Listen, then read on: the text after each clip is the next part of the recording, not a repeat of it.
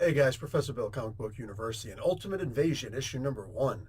So I looked at this comic book, I'm like, what the hell are they doing? What the hell are they doing, right? But then I read the comic book. Now when I say what the hell are they doing, it's because there's actual genuine curiosity. This wasn't a bad book by any stretch of the imagination.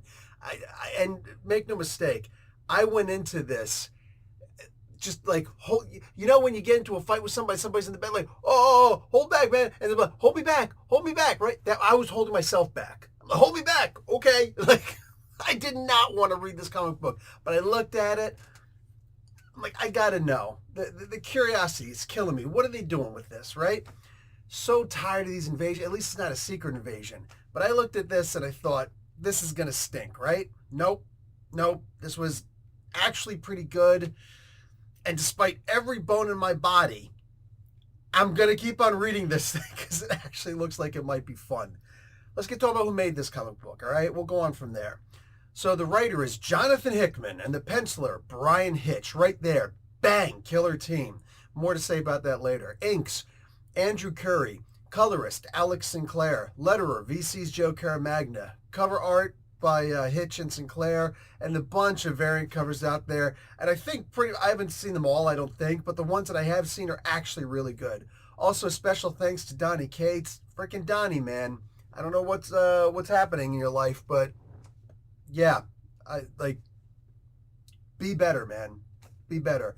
I hope that you're feeling better. I hope that everything's gonna work out for you.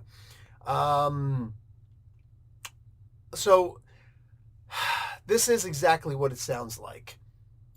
It is an invasion, kind of, but we're not there yet. We start off with the Maker. There's 2 chapters in this. Chapter 1 is Good Artists Copy. Later on, it says Great Artists Steal. That's actually a saying.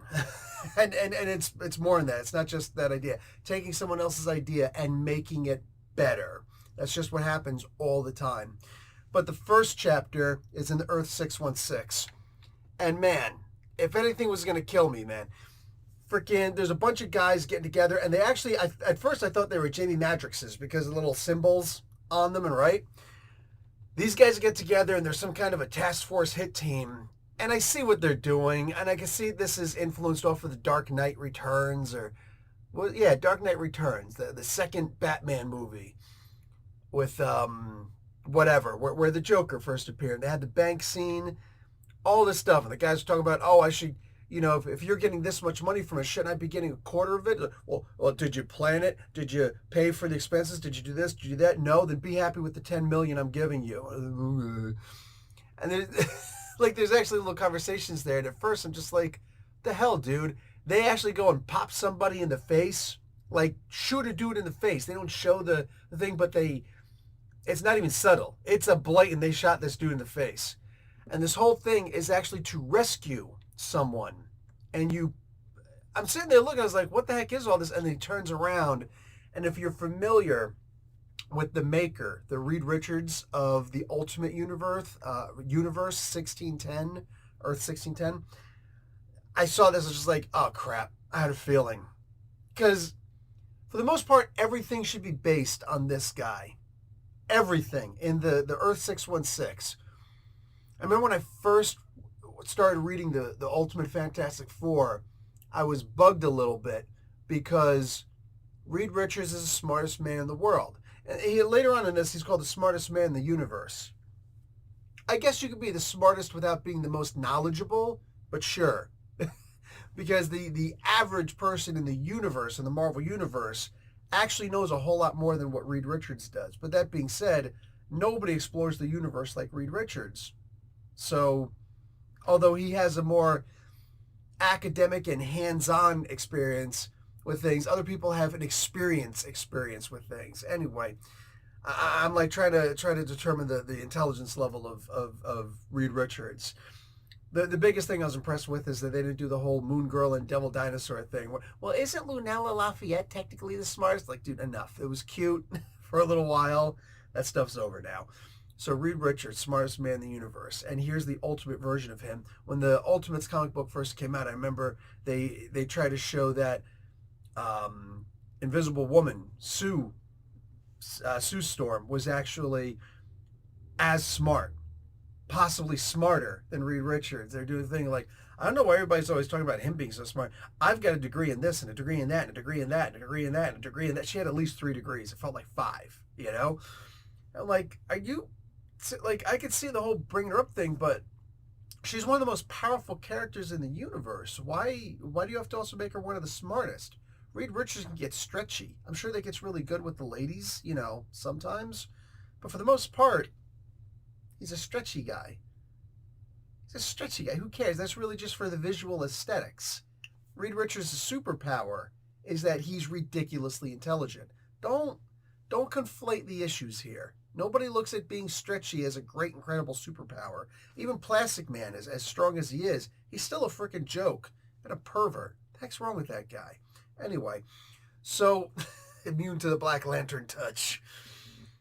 So here's the Maker. They're here to rescue the Maker. This went on a little bit too long. It went on way too long. He was talking about the whole time. I'm just like, he's obviously going to kill every single one of these people. He's not going to pay these people. At one part, they're even realizing he's not going to pay. And these guys were super cooperative. They made you feel bad for murderers who invaded a prison and shot a guy in the face for absolutely no reason. And then you're feeling bad for these guys because of what happens to them. It's kind of weird because, like, if it would have just happened, it would be like, oh, yeah, stupids. My superpower, any of our superpowers is that we know the Marvel Universe. We could walk into the Marvel Universe and see Spider-Man swinging. He comes down, it's like, hey, citizen, you okay? Absolutely, I am. Hey, listen, Peter Parker, what do you say? Could you introduce me to the Avengers? Otherwise, you know, I have to announce your name really loud right now. How do you know my secret identity? Yeah, exactly. Stuff like that, that's our superpower. That's almost like that's like a breaking the fourth wall kind of power. With Reed Richards, with the Maker version of Reed Richards, we know this guy's evil. We know this guy's going to kill these guys. There's no doubt about it. So drawing it out, as opposed to it happening immediately, if it would have just been, they're dead. Ha! You guys thought you were going to get paid. Surprise! Bzz, and then they all die, or he just suffocates them all with his stretchy powers. It would have made, to me, it would have made more sense. If he would have done this, it would have made more sense if he just did it immediately. But instead, there's all this talking and the banter back and forth. Are we going to get paid? Are we not going to get paid? We're going to get paid. Don't worry, he's going to pay us. Hey, man, do what he says. Okay, he wants us to take off our helmets. Okay. Oh, yeah, this is a different guy. Oh, you hired us for a genetic pet? I didn't care. I absolutely did not care because it clearly had very little, of anything, to do with the brunt of what was happening in this comic. It literally had zero bearing on what he was going to do to these people. He turned them into a version of himself. And maybe it would have lasted longer, but it clearly didn't matter that it would have lasted longer. So that was just one of those things where it's like you got, you know, super word salad for absolutely no reason. So he made a copy of himself to sit there and do his thing. Here's the thing that actually got me annoyed at first. It reminded me, because I realized that Jonathan Hickman was doing this. Guys, I didn't know this was coming out. It just showed up, and I'm like, okay, cool. I start looking at this stuff, and right away, I start seeing the Jonathan Hickman thing. With Hickman, you can't just casually read his stuff. You got to get really into it. And with myself, I'm sitting here looking at it like, I am not as invested in the comic books as I used to be. You know, back when I first came to Canada and I had nothing to do. I wasn't allowed to work for the first 2 years because I was waiting for working papers to come in. They were hugely delayed. And then COVID happened. I'm like, what the holy F is going on here? You know what I'm saying? And now there just is no work.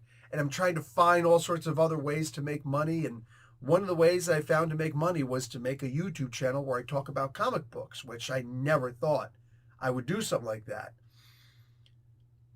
So I used to really heavily get into these comic books, you know? Nowadays, I'm working my ass off. I got freaking side projects going like crazy.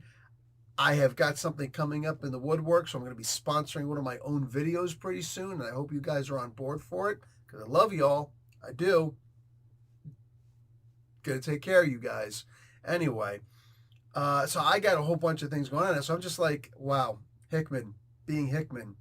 I'm reminded of all the white pages in the Hoxpox books and the books he was doing afterwards, where it's just pages of just info dump, and it's like, gets to be a bit much. You can't just read a incursion story. Like, it's a big thing that crosses over multiple different comic books, and you got to pay attention to this and that and the other thing and everything. And it's like, dude, I don't want reading comic books, which is supposed to be a leisure thing, to be homework, to be a research paper, to be a doctoral thesis. You know what I'm saying? Like, I just have zero interest in that at this point. But it is what it is, you know?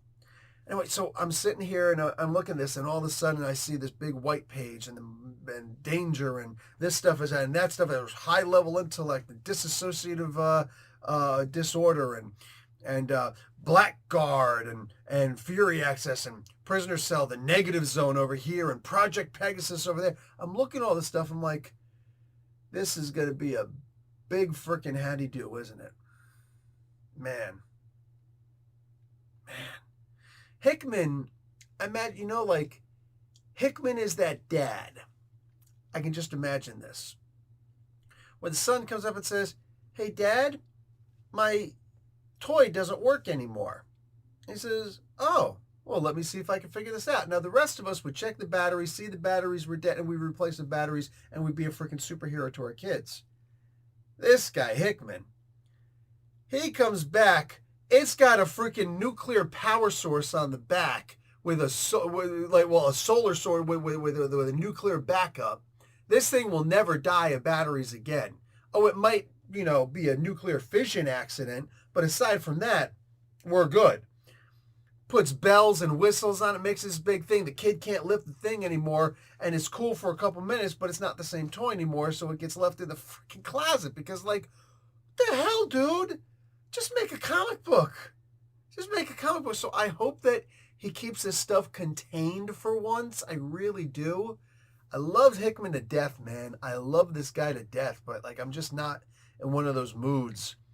So here we got 6 weeks ago in the Blackguard building.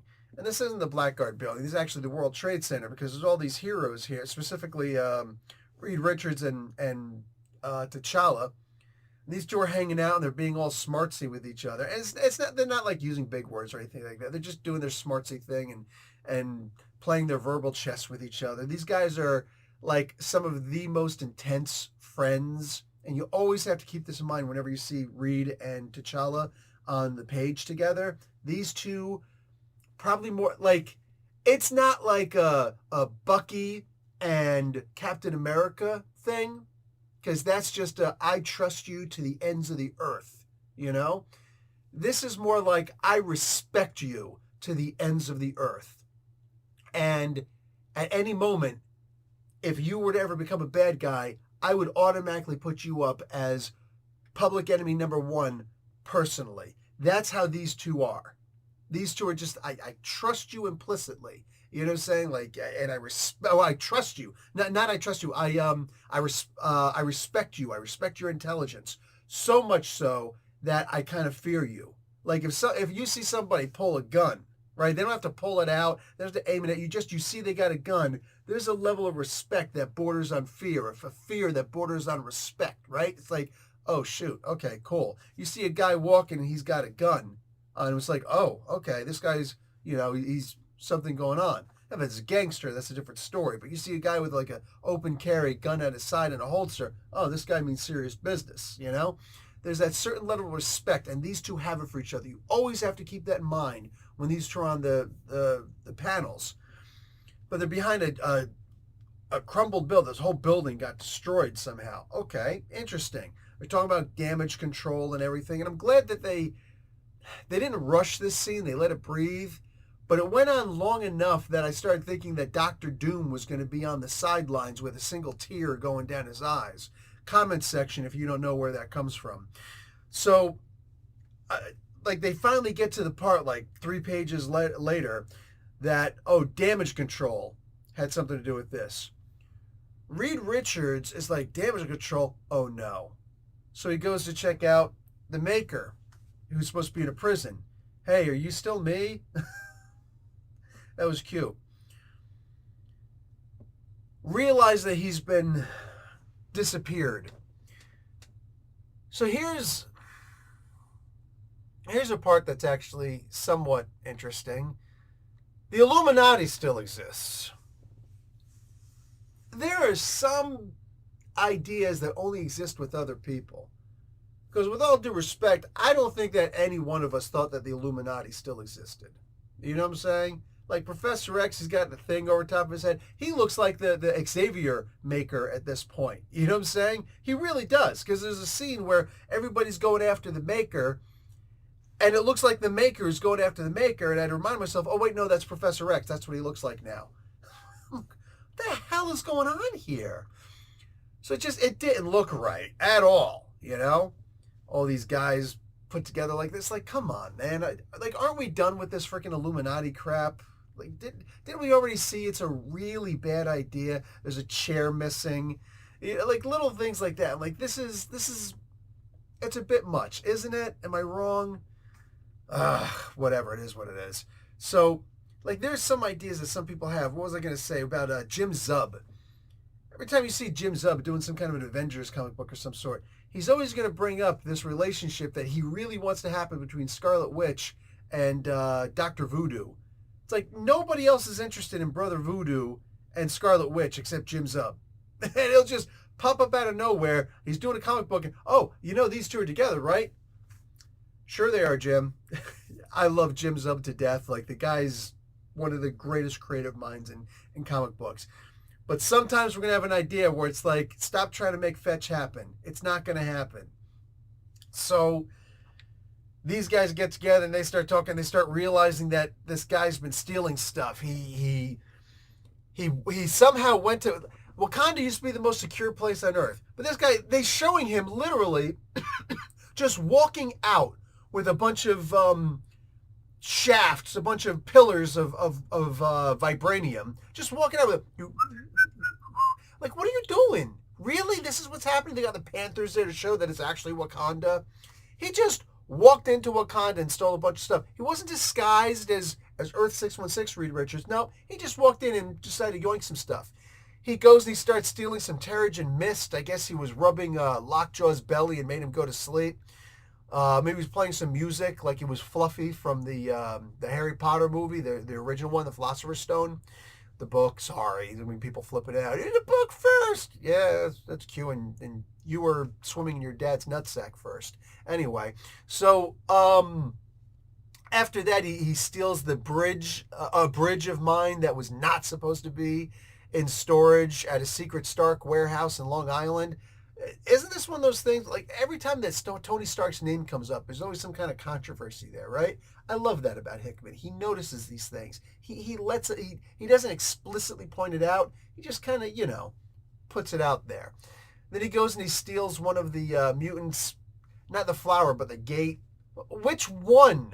Because if look, I'm just saying, the X-Men have the mutants, the Krakoans. They have this elaborate gate system now, right? With, the portals and whatnot. I haven't been reading the stuff, but I do remember that all of this stuff was intricately, put down and strategically put down.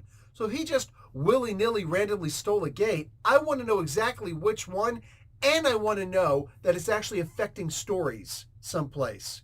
Where somebody shows up and it's like, okay, don't worry, I'm going to get there, I'm going to do that, and he shows up and it's like, where's the gate? And it affects the mission. And somebody gets hurt because the mission was compromised because a gate just willy-nilly disappeared. These gates, and this was according to Hickman, these gates were supposed to be really important and strategic. So I want to see the comic book where that comes up, that a gate is missing, and how important it is, and how he potentially screwed people, because there is no unimportant gate. They wouldn't have just said, oh, here's a good place to put a gate for no reason at all, plant a little, flower there. Get the frick out of town. It's not the way it works. I want that to come back and bite somebody in the butt.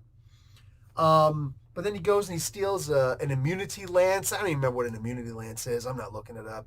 Goes to the ruins of Atlantis and he steals dilution shields. So what's interesting is he steals two different kinds of gates. He steals vibranium and something else like vibranium. I forget what the freaking thing is up here. Oh, the Terrigen Mist. So those were both redundant. Then he steals this lance and this shield, and they were both redundancies. They both do very similar to the exact same thing. And the question is, why did he do it? Because at first I'm thinking, I'm a smart guy. I can figure out what Hickman's doing here, what the maker's building. Then he indicates that it's not important what he's building, because as soon as he activates it, they're going to know exactly where it is. So the maker wanted him to go there because that version of Reed Richards would have known that and would have diverted. So it's like you spend a lot of time on the nothing burgers and then you rush the actually interesting points. Interesting writing method, storytelling method. Anyway, by the way, I loved the art in this. I think it was exactly what it needed to be. Hitch has a way, and everybody's going to be like, no, after his Justice League, screw that guy. Get over yourself, all right? The guy's an amazing artist. He's been doing this for long enough that he knows exactly what he's doing. If he thought he was bad in this, I get it. I wasn't reading that book, so fortunately, I don't have that, on my plate. But I thought that this book was dark where it needed to be dark. The lines were very, very like matter of fact. That's the terminology I want to use for it. Like the colors and the lines in this, very matter of fact. They let you know the grimness of the situation. And that really helped a lot. Why? Because I didn't always feel that when I was reading the comic book, but the visuals really nailed it in place. If this was just an article I was reading where such and such happened, I'd be like, okay, interesting, and I put it to the side. But the images in here really, they didn't accompany the words. No, they reinforced and solidified the words. They nailed them down so that there was no wind blowing that was going to move this story. The art really hammered down everything that Hickman was trying to get across and enhanced it. That was impressive. Hitch was the freaking nuclear battery pack redundancy system for the solar cells on this particular toy. So really solid art. I absolutely loved this. Maker shows up to Miles Morales' home. And he calls him brother. I'm like, what? So this is kind of interesting. He calls him brother because these are the only two characters who are officially left from the Earth 616 universe. Interesting dialogue here. I don't think it had to go quite that far, but he has an affinity, a kinship in a way with Miles. I like this because I'm hoping that Miles is going to be the catalyst for all of this stuff switching around and changing and screwing over the maker's grand design, right? To unmake what the maker does.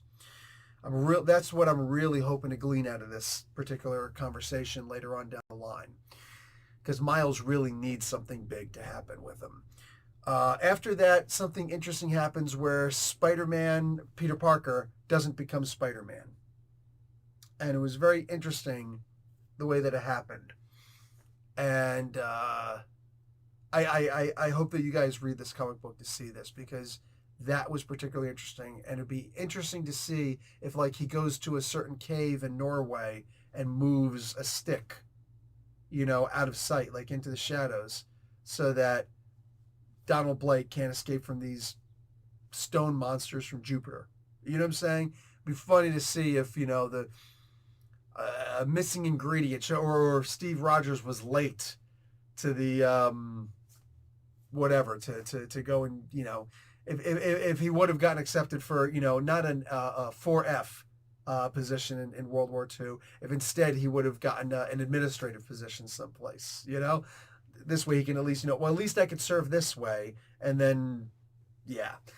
it would just be interesting if we went around and started doing stuff like that. But this was very specifically with Spider-Man, and we already had the Spider-Man Miles Morales version in here. So that maybe they specifically tie into each other. Maybe not. Maybe not. Because in the Earth 1610, that spider then went over and before it died, bit Miles Morales. So they were the same. It was the same spider. Here, that's not going to be the case. Also, did you guys see the thing for the commercial for, what do you call it, like Kraven the Hunter? What the hell was that? A lion bites him and drips some blood into him, and then he becomes Kraven? That's not comic booky at all. That actually sounds like, I like that they had the spiders down there, so it leads to a little clue that we can have some stuff. But like, is this like a radioactive lion? Like what the hell's going on here? Why are they doing that? Anyway, far beyond me. So I want to point out kind of a very quick history of the rebirth of the Earth 1610. Because we never got to see what happened with Earth 1610. In fact, like, after the ultimatum and the other ultimatums that wound up happening, it was pretty much done. There was a couple little things here and there where Hawkeye from Earth 1610 would show up and be like, oh, interesting. Like, he had a 4-issue limited series, which I thought was actually really solid. I loved it. I absolutely loved it. I was like, I want to see more of the Earth 1610. And it left us wondering, is the Earth 1610 still in existence? Like, the Ultimate Universe, does it still exist? And Brian Michael Bendis, was it? Yeah, it was Bendis. Before he left Marvel, I think it was the Riri Williams stuff, but maybe it was the Iron Man or the Doctor Doom. I forget what it was. It was one of those things, one of those comic books where he left the comic book, and there was the question, does that universe still exist? And at the end of the one particular comic book, I believe it was the last comic book that he ever did in Marvel, before he went over to Superman in DC, was he showed that the Earth 1610 is perfectly fine. That is impressive. Because it actually stated Earth 1610, not a divergent version of it, which would have been a different version of Earth. No. Very specifically that Ultimate Universe.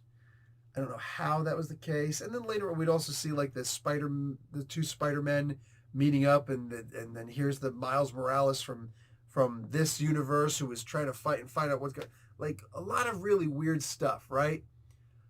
So now the idea, and Al Ewing did a bunch with the Ultimate Universe, where the Ultimates were actually flying around and they were trying to solve the problems of the universe and whatnot, right? The Earth 616 universe. A lot of people have been doing a lot of things with Earth 1610. But remember, it was Hickman who destroyed it. And now that it's back, I wonder if he's showing back up to kill it again. I don't know. I really don't. But I'd like to see what actually happens with it. I'd love to see what his plans are with this and how there's going to be an invasion. Not an incursion, an invasion. Curious exactly what's going to happen here. Is there going to be a lot of, hiccups, a lot of anger, a lot of, resentment? Your universe lived, but ours didn't, but something else happened instead. Like, how was it remade? I'm curious. So this could be interesting.